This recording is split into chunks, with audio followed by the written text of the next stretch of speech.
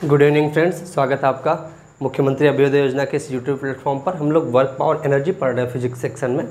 आज लगभग उसका आखिरी पोर्शन कुछ डिस्कस करना है, वो चीज़ हम लोग शुरू करते हैं। तो उसमें आज पहला पॉइंट ये डिस्कस करना है हमें कि स्टॉपिंग डिस्टेंस और स्टॉपिंग टाइम क्या होता है।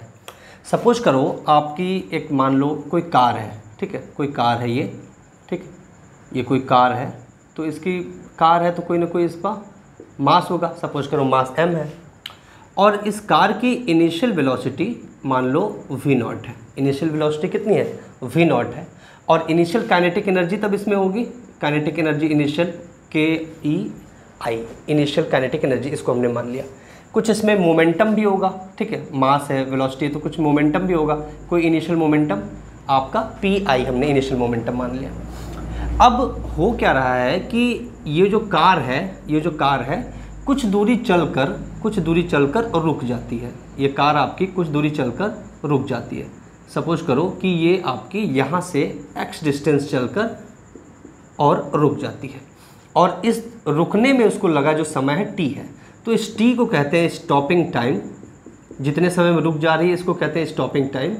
और इस x को कहते हैं स्टॉपिंग डिस्टेंस। स्टॉपिंग डिस्टेंस कितने दूरी चलकर ये रुक गई, कितने दूरी चलकर ये रुक गई। अब ये कार जब रुक रही है तो अपने आप तो रुक नहीं जाएगी, कोई ना कोई एक इसमें ऐसा फोर्स लग रहा होगा जो इसके मोशन को रेजिस्ट कर रहा होगा, रोक रहा होगा। वो in the form of friction हो सकता है, वो एयर रेजिस्टेंस हो सकता है, ठीक है। वो आप ब्रेक अप्लाई कर दोगे, ब्रेक अप्लाई करो तो ये सारी चीज़ें हो सकती हैं। इन्हीं के कारण क्या होगा, ये आपका जो कार है ये रुक रही होगी। तो इस फोर्स को हम लोग मान लेते हैं कि FR, ठीक है, रेजिस्टेंस फोर्स ना, रेजिस्टिव फोर्स। तो रेजिस्टिव फोर्स इसको क्या कर रहा है, इसके मोशन को रोक रहा है। तो इसका जो रेजिस्टिव फोर्स होगा वो इस डायरेक्शन में लग रहा होगा, मोशन इस डायरेक्शन में, लेकिन रेजिस्टिव फोर्स इस डायरेक्शन में है। और यही FR रेजिस्टिव फोर्स इसके मोशन को क्या कर रहा है, रोक रहा है। और अंततः ये बॉडी, इसकी जो फाइनल वेलोसिटी हो जाएगी वो 0 हो जाएगी, क्योंकि रुक जा रही है। तो रुकने से पहले ये जितना डिस्टेंस ट्रेवल कर रही है उसे कहते हैं स्टॉपिंग डिस्टेंस, और रुकने में जितना समय ले रही है उसे कहते हैं स्टॉपिंग टाइम। इसी को हमें कैलकुलेट करना है। अब इसके लिए बहुत सारे बच्चे काइनेमेटिक्स का यूज करते हैं। काइनेमेटिक्स का यूज भी करके किया जा सकता है, क्वेश्चन को सॉल्व किया जा सकता है, इस कॉन्सेप्ट को समझा जा सकता है। लेकिन अगर हम लोग वर्क पावर एनर्जी पढ़ रहे हैं तो उसमें वर्क एनर्जी थ्योरम हमने पढ़ा है। वर्क एनर्जी थ्योरम को अप्लाई करके बड़े आसानी से इसको किया जा सकता है, वही मैं आप लोग को कराने चल रहा हूँ। तो अगर if we apply work energy theorem, WET क्या है, वर्क एनर्जी थ्योरम, अगर ये हम लोग अप्लाई करें तो वर्क एनर्जी थ्योरम क्या कहता है कि work done by conservative force, work done by non conservative force, work done by external, ये होता है चेंज इन काइनेटिक एनर्जी के बराबर। ये होता है चेंज इन काइनेटिक एनर्जी के बराबर, ठीक है। तो यहाँ पर आपका कोई कंजर्वेटिव या नॉन कंजर्वेटिव फोर्स नहीं है, मैंने मान लिया कि फ्रिक्शन भी नहीं है, स्मूथ सरफेस है। तो आपका एक एक्सटर्नल फोर्स कोई एक ऐसा इस तरीके से लगाया जा रहा है, वो रेजिस्टिव फोर्स है, एक एक्सटर्नल फोर्स वो रेजिस्टिव फोर्स है, इस तरीके से अप्लाई किया जा रहा है। मान लो ब्रेक ही अप्लाई किया जा रहा है, जिससे ये बॉडी आपका रुक जा रही है x डिस्टेंस ट्रेवल करके t टाइम में, दैट इज फाइनल वेलोसिटी इसकी 0 हो जा रही है, ठीक है। तो कंजर्वेटिव नॉन कंजर्वेटिव का कोई एग्जिस्टेंस नहीं है, उसके कारण वर्क डन 0, लेकिन एक्सटर्नल के कारण जो वर्क डन होगा वो लिखते हैं हम लोग। मान लो FR फोर्स इस पर लगाया जा रहा है, रेजिस्टिव फोर्स लगाया जा रहा है, तो फोर्स की डायरेक्शन देखो ये है, लेकिन डिस्प्लेसमेंट इस डायरेक्शन में हो रहा है, मतलब work done by this force will be negative, तो वो होगा माइनस FR इंटू एक्स, ये फोर्स इंटू डिस्प्लेसमेंट x, ये आपका आ गया work done, equals to change in kinetic energy. देखो ये आपका क्या होता है, K final minus K initial, या KE इनिशियल लिख सकते हो, एक ही बात है। Kinetic energy final minus kinetic energy initial, ठीक है। अब फाइनल काइनेटिक एनर्जी तो 0 होगी, क्योंकि फाइनल आपकी वेलोसिटी 0 है। इनिशियल काइनेटिक एनर्जी जो होगी वो देखा जाएगा। तो देखो ये 0 हो गया, ये माइनस माइनस आपका कैंसिल आउट हो जाएगा, तो x की वैल्यू आ जाएगी initial kinetic energy divided by resistive force, initial kinetic energy divided by resistive force. तो जब भी कोई क्वेश्चन आए जिसमें स्टॉपिंग डिस्टेंस पूछ रहा है तो आप डायरेक्टली आप इस फॉर्मूले के यूज से निकाल सकते हो। ये फॉर्मूला क्या कह रहा है, stopping distance should be equals to initial kinetic energy divided by resistive force. इस फॉर्मूले से आप डायरेक्टली क्वेश्चन के आंसर को निकाल सकते हो। अब अगर स्टॉपिंग टाइम की हम लोग बात करें, इस चीज़ को आप नोट कर लो, ठीक है, इसको मैं रब कर देता हूँ, इसको मैं मिटा देता हूँ। अगर आप लोग बात करें स्टॉपिंग टाइम की तो इसको भी बड़े इजीली हम लोग निकाल सकते हैं। उसके लिए हम लोग को इम्पल्स मोमेंटम थ्योरम का यूज करना पड़ेगा। अच्छा, इम्पल्स मोमेंटम थ्योरम का यूज आपके रोटेशनल मोशन में बहुत अच्छा खासा है, वहाँ पर इसको और अच्छे खासे तरीके से हम लोग यूज करेंगे। इम्पल्स मोमेंटम थ्योरम क्या कहता है कि जो इम्पल्स किसी बॉडी के लिए F इंटू टी क्या होता है, इम्पल्स होता है, उसका जो समेसन है ये क्या होगा, चेंज इन मोमेंटम होता है। चेंज इन मोमेंटम मतलब P final minus P initial, ये होता है। अब देखो किसी फोर्स के कारण अगर वेलोसिटी बॉडी की बढ़ रही है, फोर्स इंक्रीजेस वेलोसिटी, तो आपका पॉजिटिव साइन लेते हो, तब आप इम्पल्स का जो साइन लोगे वो आपका पॉजिटिव होता है। लेकिन अगर फोर्स डिक्रीजेस वेलोसिटी, तब आप माइनस साइन लेते हो इम्पल्स के लिए, माइनस साइन लेते हो। तो इस कंडीशन में क्या होता है, ये जो फोर्स लग रहा है, ये फोर्स इसके वेलोसिटी को घटा रहा है कि बढ़ा रहा है। पहले कुछ वेलोसिटी थी लेकिन अंत में जीरो हो गई, मतलब रुक गया, तो इसकी वेलोसिटी को घटा रहा है, तो मतलब नेगेटिव इम्पल्स लोगे। तो फोर्स कौन सा लग रहा है, एफ रेजिस्टिव फोर्स, कितने समय के लिए, टी टाइम के लिए, ठीक है। तो ये इम्पल्स हो गया। नेगेटिव क्यों लिया, क्योंकि ये डिक्रीज कर रहा है वेलोसिटी को। Equals to change in momentum, momentum देखो फाइनल मोमेंटम तो जीरो हो जाएगा, m इंटू वी ही होता है ना, फाइनल मोमेंटम जीरो हो जाएगा, इनिशियल मोमेंटम जो भी होगा माइनस पी आई। तो यहाँ से t इक्वल्स टू आप लिख सकते हो P I divided by F R. तो मतलब स्टॉपिंग टाइम इक्वल्स टू आ गया initial momentum divided by resistive force, तो दो फॉर्मूले आपको निकल के आए, मैं लिख देता हूँ। x स्टॉपिंग डिस्टेंस क्या आया भाई, initial kinetic energy divided by resistive force, और स्टॉपिंग टाइम कितना आया, initial potential energy divided by resistive force. तो ये दो फॉर्मूला हमने निकाल के आपको दिखाया स्टॉपिंग डिस्टेंस और स्टॉपिंग टाइम का। इस पर एक बहुत प्यारा सा क्वेश्चन यहाँ पर लिखा हुआ है, क्वेश्चन नंबर 1, उसको सॉल्व करते हैं। फिर एक दूसरा क्वेश्चन लेते हैं, ये वर्क एनर्जी थ्योरम पर ही आधारित क्वेश्चन है। पिछले क्लास में इसको हम लोगों ने नहीं डिस्कस किया, तो यहाँ पर डिस्कस कर रहे हैं क्योंकि ये अच्छा खासा क्वेश्चन है, ठीक है, तो उसको भी डिस्कस करेंगे। चलिए हम लोग लेते हैं क्वेश्चन नंबर 1। क्वेश्चन नंबर 1 पर ये क्या कह रहा है, if two cars C1 and C2 having mass M1 and M2 and same momentum are having same retarding force, find the ratio of stopping distance and stopping time. ठीक है, दो car है, एक कार का नाम है C1, एक car का नाम है C1 और एक कार का नाम है C2। ठीक, एक कार का नाम है C2। इस कार का मास M1 है, इस कार का मास M2 है। ठीक है, कह रहा है कि हैविंग सेम मोमेंटम दोनों कार का सेम है। तो अगर इसका मोमेंटम P1 है और इसका मोमेंटम P2 है तो ये दोनों सेम है। देखो मास दोनों का अलग अलग है तो वेलोसिटी दोनों की अलग अलग होगी। देखो ये M1 V1 होगा, इसका मोमेंटम इसका होगा M2 V2, तो मतलब इसकी इनिशियल वेलोसिटी V2 और इसकी इनिशियल वेलोसिटी V1 होगी। अच्छा, फिर कह रहा है कि दोनों पर रिटार्डिंग फोर्स जो लग रहा है इक्वल है। ये जो रिटार्डिंग फोर्स, इसको रोकने वाला फोर्स है, ये दोनों पर इक्वल लग रहा है। F की वैल्यू इक्वल है, Fr बराबर, ये जो रिटार्डिंग फोर्स है उसको हम लोग Fr इक्वल्स टू F मान लेते हैं। ठीक है, तो रिटार्डिंग फोर्स जो है आपका इक्वल है दोनों के लिए। तो आपको क्या बताना है, find the ratio of stopping distance. मान लो इसका स्टॉपिंग डिस्टेंस x1 है, इसका स्टॉपिंग डिस्टेंस x2 है, इसका स्टॉपिंग टाइम t1 है, इसका स्टॉपिंग टाइम t2 है। तो आपको x1 बाई x2 और t1 बाई t2 की वैल्यू बतानी है। चलिए, स्टॉपिंग डिस्टेंस अगर x1 के लिए लिखो तो फॉर्मूला क्या होता है भाई, kinetic energy initial divided by resistive force. तो इसकी इनिशियल काइनेटिक एनर्जी कितनी होगी, kinetic energy initial divided by resistive force, ये फॉर्मूला होता है आपका। तो काइनेटिक एनर्जी को देखो, काइनेटिक एनर्जी का तो कोई वैल्यू दिया ही नहीं है, आपको दिया है क्या, आपको देखो सेम मोमेंटम, दोनों का मोमेंटम सेम दिया, तो पता P1 P2 इक्वल है तो इसको P मान सकते हैं हम लोग। लेकिन दोनों का मास डिफरेंस था इसलिए वेलोसिटी अलग अलग होगी ना, मोमेंटम तो दोनों का P ही है। आपको पता है कि काइनेटिक एनर्जी और मोमेंटम में जो आपका रिलेशन होता है वो होता है kinetic energy equals to p square by 2m। Kinetic energy equals to p square by 2m। तो यहाँ पे काइनेटिक एनर्जी लिख सकते हो पी स्क्वायर बाई 2m1 ना, इसके लिए मास कितना है m1 इंटू एफ आर कितना है, यही रेजिस्टिव फोर्स F है, ठीक है। अच्छा x2 कितना लिख सकते हो आप, ये लिख सकते हो initial kinetic energy divided by F R, ये फॉर्मूला होता है। तो इसकी इनिशियल काइनेटिक एनर्जी आपको लिखना चाहो तो पी स्क्वायर बाई 2m लिख सकते हो, लेकिन ये m2 मास है तो m2 लिख लिया, और रेजिस्टिव फोर्स तो इसके लिए भी इक्वल है, रेजिस्टिव फोर्स इसके लिए भी क्या है, इक्वल है।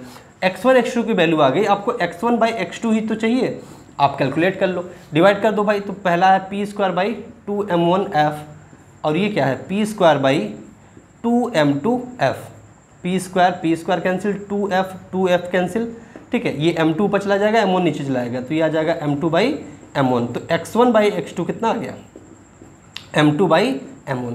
ये पहला आंसर है।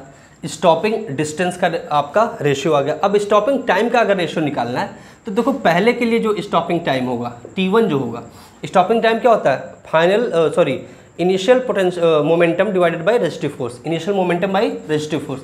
तो पहला इसका मोमेंटम तो इसका p ही है, रेजिस्टिव फोर्स कितना है f, तो p बाई f। इसके लिए t1 अगर t2 निकालो तो इसके लिए मोमेंटम कितना है p, दोनों का सेम है, और रेजिस्टिव फोर्स भी क्या है, सेम है। तो t1 बाई t2 जब निकालोगे भाई, दोनों आपकी वैल्यू देखो t1 और t2 के इक्वल है, तो आपकी कट जाएगी 1 बाई 1 आ जाएगा। तो स्टॉपिंग टाइम का जो रेशियो आएगा वो 1:1 आएगा, जबकि स्टॉपिंग डिस्टेंस का जो रेशियो आएगा वो m2 बाई m1 आएगा। बड़ा प्यारा सा क्वेश्चन था।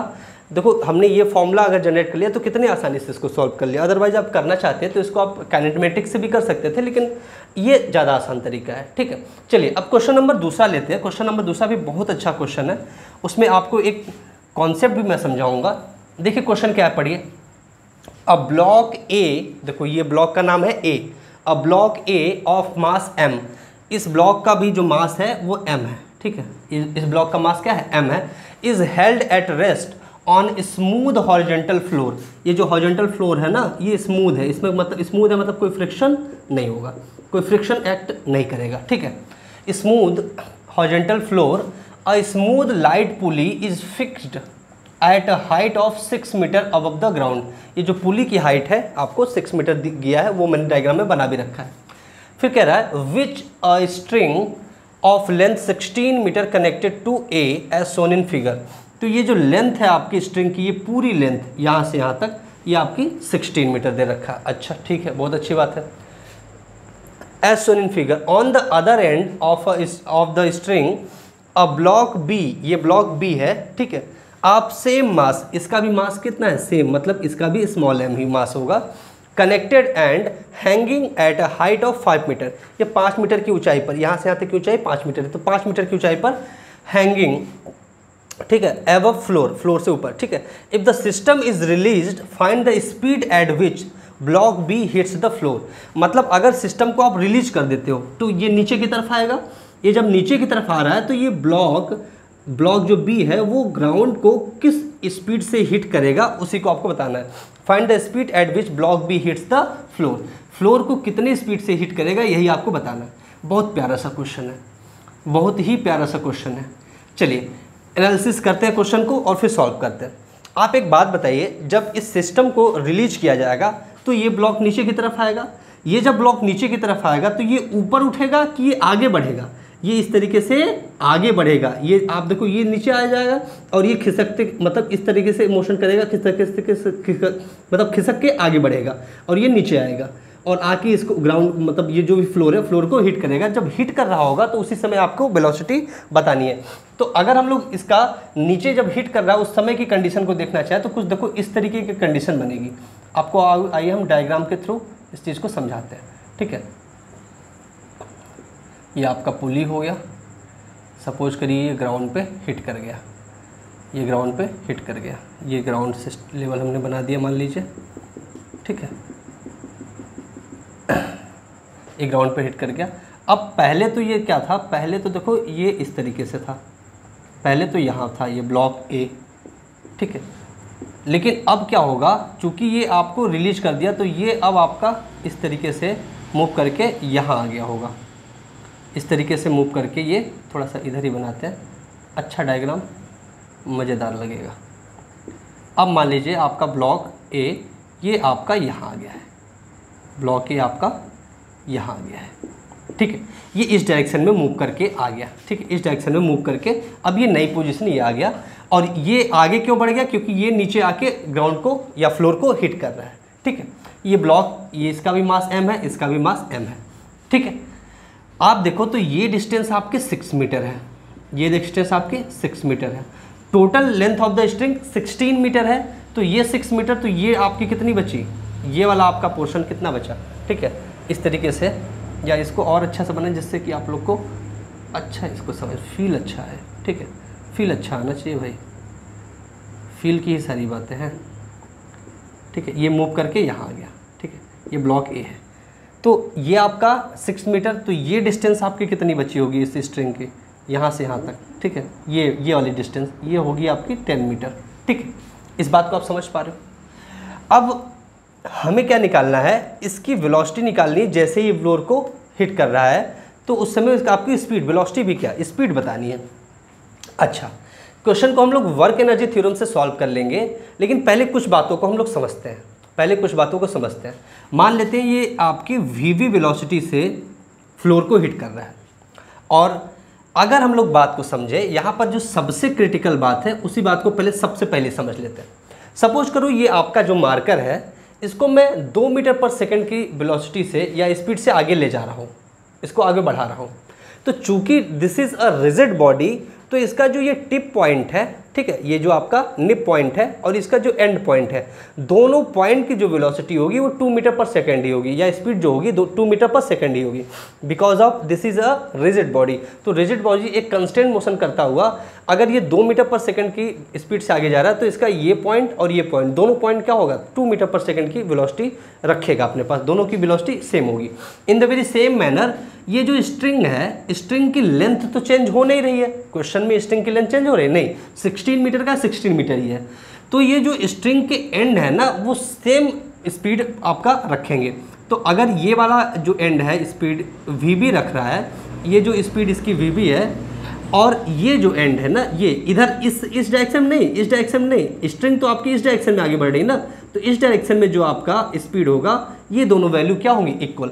सपोज करो देखो इस डायरेक्शन में जो आपकी वेलोसिटी है या स्पीड है वो VA है, वेलोसिटी ऑफ दिस ब्लॉक, ठीक है, और मान लो ये एंगल थीटा है, तो इस डायरेक्शन में क्या हो जाएगा, VA cos थीटा हो जाएगा, इस डायरेक्शन में क्या हो जाएगा, VA cos थीटा।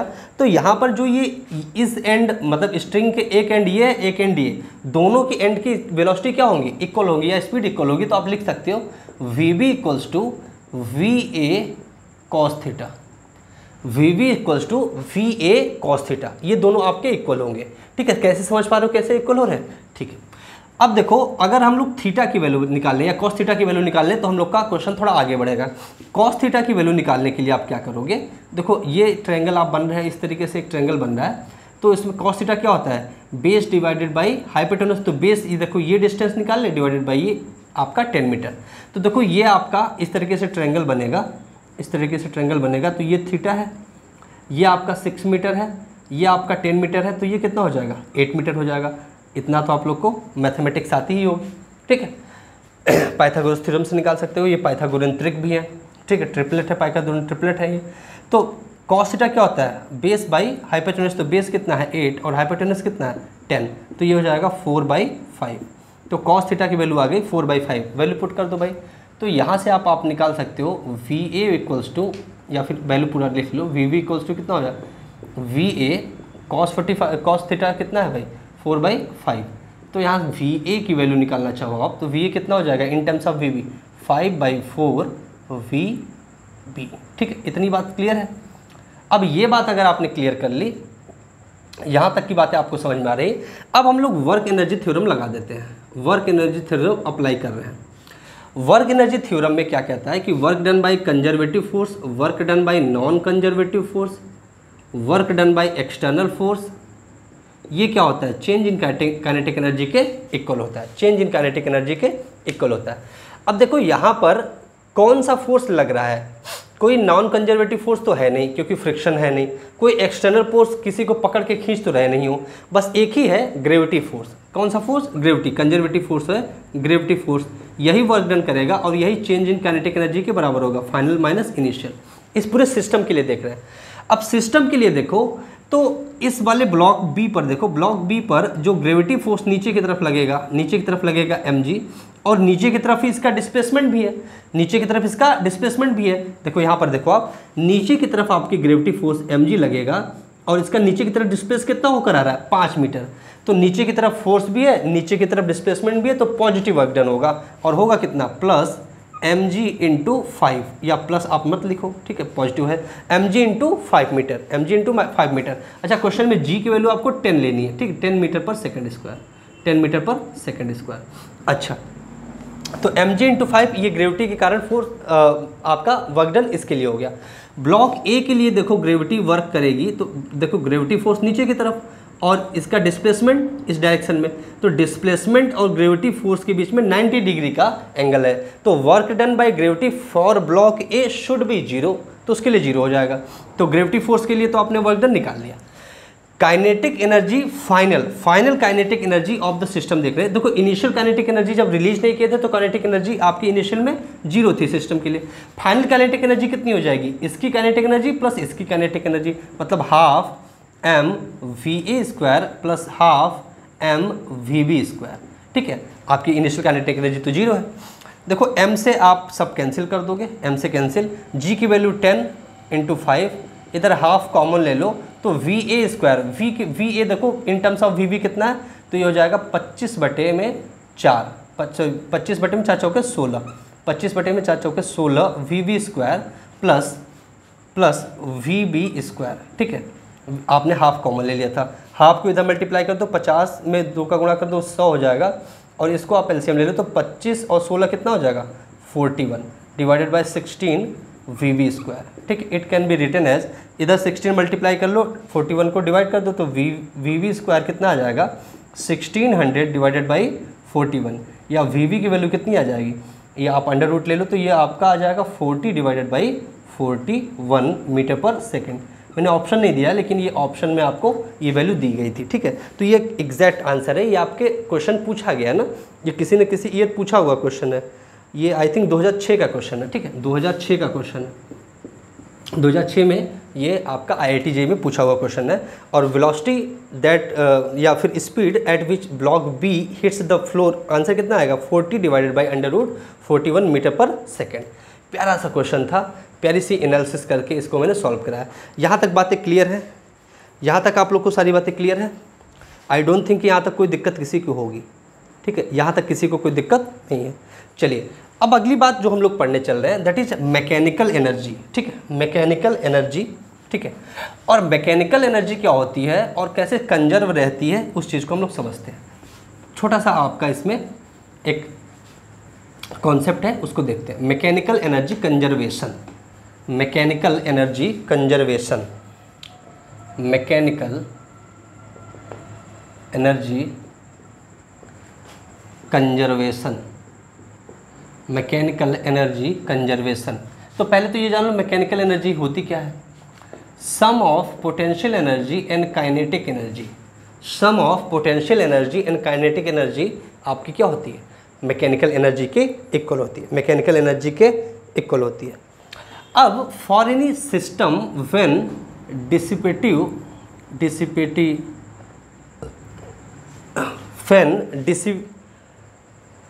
फोर्स आपका 0 होता है, dissipative force in a system is 0।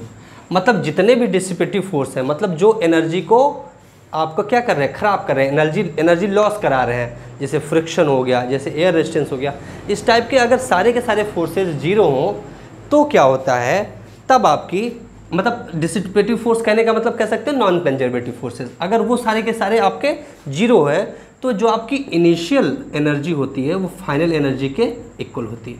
Initial energy जो होती है वो फाइनल एनर्जी के इक्वल होती है, और आप लिख सकते हो initial kinetic energy plus initial potential energy, या फिर मैं ऐसे लिख दूँ initial kinetic energy plus initial potential energy equals to final kinetic energy plus final potential energy plus final potential energy. इस बात को ही कहते हैं conservation of mechanical energy, conservation of mechanical energy. इस तरह आप बहुत सारी बात आप इसको देखे भी होगे, कोई बॉल है, आप इसको ऊपर की तरफ फेंक रहे हो, मान लो ये h हाइट तक जाती है और फिर नीचे चली जाती है, तो आप इसके पूरे मोशन के दौरान देखोगे ना, मोशन के दौरान देखोगे, किसी भी पॉइंट पे देखोगे तो इसकी जो मैकेनिकल एनर्जी रहेगी कंजर्व रहेगी, मतलब kinetic energy plus potential energy का जो सम होगा हर पॉइंट पे क्या होगा, इक्वल होगा। अब देखो धीरे धीरे ये ऊपर जा रही है तो इसकी पोटेंशियल एनर्जी बढ़ रही है, लेकिन धीरे धीरे जाते ऊपर जाते समय इसकी वेलोसिटी घटती है, मतलब आपकी काइनेटिक एनर्जी घट रही है। लेकिन आप पूरा मोशन के दौरान इसका जो टोटल मैकेनिकल एनर्जी होगा वो क्या होगा, सेम होगा। उसी को कहते हैं मैकेनिकल एनर्जी कंजर्वेशन। ठीक है, अब हम लोग नेक्स्ट टॉपिक जो डिस्कस करने चल रहे हैं दैट इज पावर। पावर क्या होती है इसको हम लोग समझते हैं, बड़ा छोटा सा और आसान सा टॉपिक है। पावर को डिस्कस कर लेते हैं हम लोग। पावर क्या होती है, देखो पावर क्या होती है इसको हम लोग समझ सकते हैं। ठीक है, rate of doing work. Power equals to क्या होता है, पावर इक्वल्स टू होता है वर्क डिवाइडेड बाई टाइम। ठीक है, रेट ऑफ डूइंग वर्क जो होता है वही क्या होता है, पावर होता है। रेट ऑफ डूइंग वर्क जो होता है वही क्या होता है, पावर होता है। तो रेट ऑफ डूइंग वर्क क्या होता है, पावर होता है। आप अगर इस तरीके से समझना चाहो इसको, ठीक है, power equals to D W by D T. Power equals to क्या होता है, D W by D T. Power equals to क्या होता है, D W by D T. मतलब बहुत थोड़े से समय में थोड़ा सा काम करो तो उसके लिए जो पावर आप लिखना चाहो लिख सकते हो D W by D T. आप इस बात को समझो, power equals to work by time होता है। पावर इक्वल्स टू क्या होता है, वर्क बाई टाइम होता है। मान लो दो इंसान है, ठीक है, M1 M2, दो मैन 1 मैन 2, ठीक है, दो इंसान है, ठीक है, दोनों को सेम अमाउंट ऑफ वर्क करना है। तो W for bath person is equal, दोनों को सेम अमाउंट ऑफ वर्क करना है। इसको T1 टाइम लग रहा है, इसको T2 टाइम लग रहा है। पहले को T1 टाइम लग रहा है, दूसरे को T2 टाइम लग रहा है। If T1 is greater than T2 then ये आपको बताना है कि किसकी पावर ज़्यादा है, किसकी क्षमता ज़्यादा है, किसकी पावर ज़्यादा है। देखो पावर इक्वल्स टू क्या होता है, P1 equals to W by T1 लिख सकते हो, P2 इक्वल्स टू लिख सकते हो W बाई T2, क्योंकि दोनों को वर्क तो सेम करना है। अगर आप यहाँ से देखो तो P1 डिवाइडेड बाई P2 कितना हो जाएगा, P1 डिवाइडेड बाई P2 कितना हो जाएगा, T2 divide by T1, T2 divided by T1। या फिर ऐसे भी छोड़ो, ठीक है, आप W बाई T1 कर रहे हो, W बाई T2 कर रहे हो, आप W में ही दोनों का भाग, W में ही भाग दे रहे हो T1 का, W में ही आप डिवाइड कर रहे हो T2 को। अब जिसकी वैल्यू छोटी होगी, जिसकी वैल्यू छोटी होगी उसका आपका क्या आएगा, उसका आपका पूरा का पूरा जो ये रिजल्ट आएगा पावर क्या आएगा, बड़ा आएगा। जिस टाइम की वैल्यू कम होगी उसका पावर ज़्यादा आएगा। तो आपका T2 का जो होगा, T2 आपका देखो छोटा है T1 से, T1 बड़ा है, तो आपका आप यहाँ कह सकते हो कि P2 will be greater than P1। ठीक है, मतलब सेम अमाउंट ऑफ वर्क कर रहा है, जिसको कम समय लगेगा उसकी पावर ज़्यादा होगी। इस बात को हम लोग समझ पा रहे हैं, इस बात को यहाँ तक आप समझ पा रहे हो, इसमें किसी को कोई दिक्कत नहीं होगी। अच्छा, यहाँ से देखो आप दो तीन चीज़ सीखोगे, आप यहाँ से दो तीन चीज़ सीखोगे। दो तीन प्रकार के क्वेश्चन बन सकते हैं। एक क्वेश्चन तो ये बन सकता है कि आप पावर बताओ, और पावर बताने के लिए आपको ग्राफ दिया होगा वर्क और टाइम का, वर्क और टाइम का ग्राफ दिया होगा।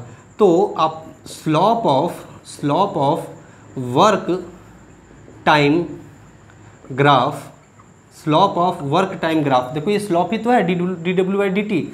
तो वर्क टाइम ग्राफ का जो स्लॉप होगा वही क्या देगा, आपको पावर देगा। तो एक तो इस तरीके से क्वेश्चन पूछ सकता है। दूसरा कैसे पूछ सकता है, differentiation of work with respect to time, ये भी आपको पावर देगा। जैसे आपको W equal to T square plus T दे दिया, अब इसको टाइम के साथ डिफ्रेंशिएट कर दोगे तो D W by D T आ जाएगा, और D W by D T क्या होता है, पावर होता है। तो डिफ्रेंशिएशन भी आपसे करवा सकता है, तब भी आप पावर पूछ सकते हो। तीसरा इंटीग्रेशन भी आपसे पूछा जा सकता है। तो डी डब्ल्यू कितना लिख दोगे आप, पी डी टी लिख दोगे। यहाँ देखो डी डब्ल्यू बराबर कितना हो जाएगा, पी डी टी। तो इंटीग्रेट अगर डी डब्ल्यू कर दोगे पी डी टी, ठीक है, तो यहाँ से आपका पावर मतलब वर्क आ जाएगा। यहाँ से क्या आ जाएगा, वर्क। तो आपसे वर्क पूछ सकता है क्वेश्चन में। तो आपको क्या वर्क पूछेगा, इसका मतलब आपसे क्या कराना चाह रहा है, integration of power, integration of किसका, power with respect to time, ये क्या देगा हमें, वर्क देगा। Integration of power with respect to time हमें क्या देगा, वर्क देगा। तो आपसे वर्क पूछ सकता है, आपसे पावर पूछ सकता है, आपसे पावर इस फॉर्म में पूछ सकता है, स्लॉप निकाल के WT मतलब वर्क और टाइम ग्राफ से, ठीक है। तो ये सारी बातें आपसे पूछा जा सकता है, इवन पूछे भी गए आपके परीक्षा में, ठीक है।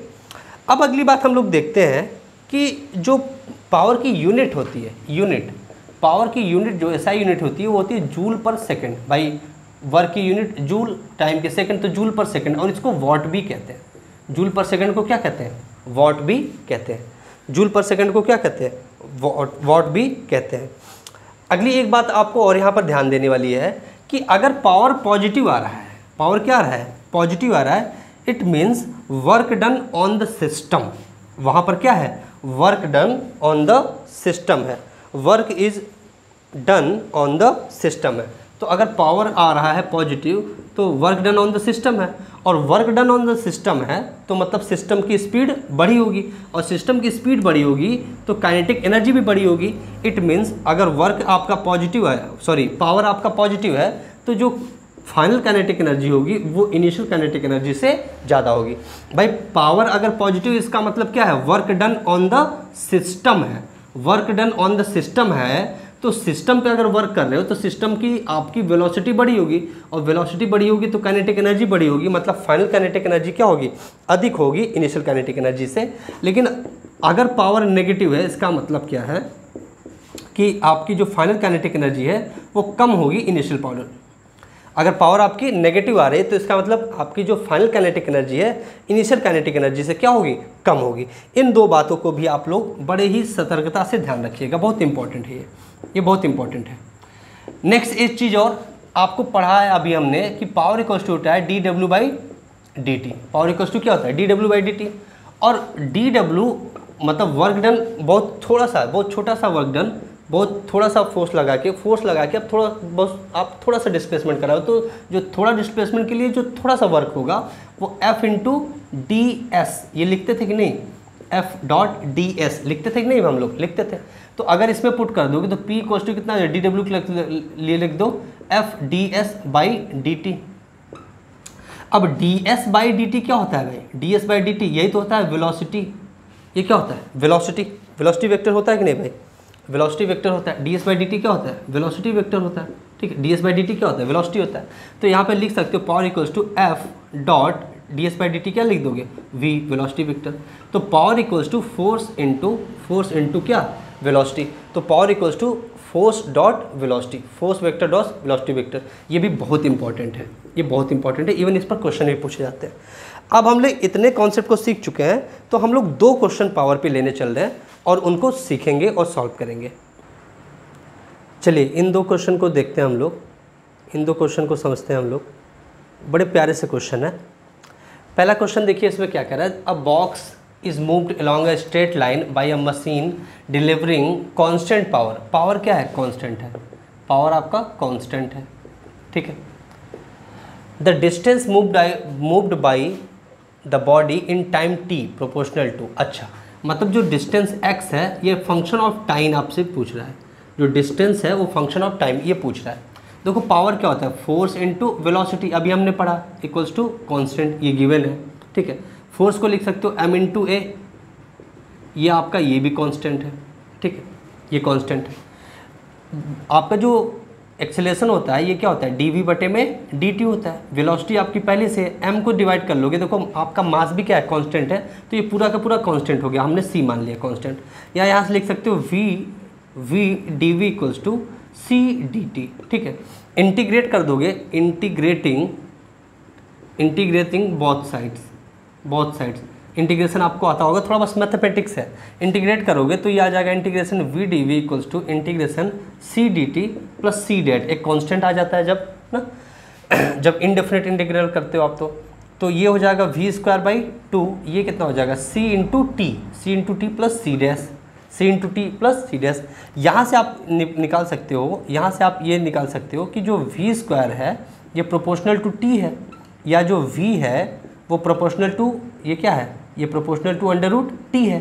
भाई वी स्क्वायर किसके प्रोपोर्शनल, टी है, तो वी कितना हो जाएगा, वी अंडर रूट टी के प्रोपोर्शनल हो जाएगा। तो यहाँ से आप लिखना चाहो तो लिख सकते हो, वी क्या होता है, D x by D T होता है कि नहीं, D x by D T होता है। ये प्रोपोर्शनल है टी के पावर हाफ के, ठीक है। या यहाँ से आप लिखना चाहो कि डी एक्स जो है ये प्रोपोर्शनलिटी का चिन्ह हटा दे तो इक्वल्स टू कितना हो जाएगा, मान लो कोई कांस्टेंट ले लेते हैं, सी डबल डैश लेते हैं, सी डबल डैश और टी के पावर 1/2 डी टी हो जाएगा कि नहीं। दोनों साइड को इंटीग्रेट कर दो, इंटीग्रेट कर दोगे तो ये आपका x आ जाएगा, x इक्वल्स टू क्या आ जाएगा, ये सी डबल डैश और इसका इंटीग्रेशन करोगे तो 1/2 प्लस, आप देखो क्या होगा, आप क्या करते हो इंटीग्रेशन जब t/2 का करोगे, t हाफ का करोगे तो t के power 1/2 plus 1 divided by 1/2 plus 1, तो ये t के पावर 3/2 आ जाएगा डिवाइडेड बाई 3/2। ये तो कांस्टेंट, उससे कोई मतलब नहीं है, तो हम इसको लिख लेंगे t के power 3/2 divided by 3/2 plus C triple dash, एक कोई कांस्टेंट आपका और आ गया। तो हमें उससे मतलब ही नहीं, ये कांस्टेंट ये सब कांस्टेंट है। जो x है ये डायरेक्टली प्रोपोर्शनल किसके है, t के पावर 3/2 के प्रोपोर्शनल है। जो x है t के पावर 3/2 के प्रोपोर्शनल है, ठीक है। तो ये आपका एक प्रकार का मैथमेटिक्स था, बेसिक फिजिक्स के कॉन्सेप्ट पे मैथमेटिक्स लगाया गया। तो ऑप्शन कौन सा सही बनेगा, ऑप्शन सी सही बनेगा। और क्वेश्चन नंबर 2 को आप लोग ट्राई करिएगा, इसका आंसर मैं आपके ग्रुप में डाल दूंगा, ठीक है। ग्रुप में आंसर आपको प्रोवाइड करा दिया जाएगा। चलिए बहुत बढ़िया। तो क्वेश्चन नंबर 2 चलिए हम लोग सॉल्व कर लेते हैं। क्वेश्चन नंबर 2 में क्या कह रहा है कि a body of mass m accelerates uniformly from rest to v1 in time t1 समय में v1 एक्सेलरेशन के साथ, मतलब एक्सेलरेशन जब उसमें आ रहा है तो क्या हो रहा है, उसकी वेलोसिटी बढ़ जा रही है। वेलोसिटी कितनी हो जा रही है, v1 हो जा रहा है कितने समय में, t1। मान लो आपकी कोई एक क्या है, बॉडी है मास m, ये एक्सेलरेट कर रही है, ठीक है, एक्सेलरेट कर रही है यूनिफॉर्मली एक्सेलरेशन है इस पर, और ये रेस्ट से चली है, v=0 से चली है। तो t1 समय में, t1 टाइम में ये आपकी इसकी वेलोसिटी अब हो गई है v1, ठीक है। तो इसका instantaneous power delivered by the body, ये आपसे पूछा जा रहा है। तो अगर इसमें इम्पल्स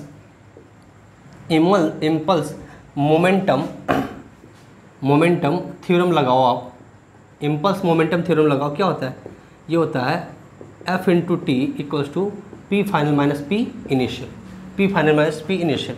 इनिशियल मोमेंटम तो जीरो है क्योंकि इनिशियल वेलोसिटी आपकी जीरो है।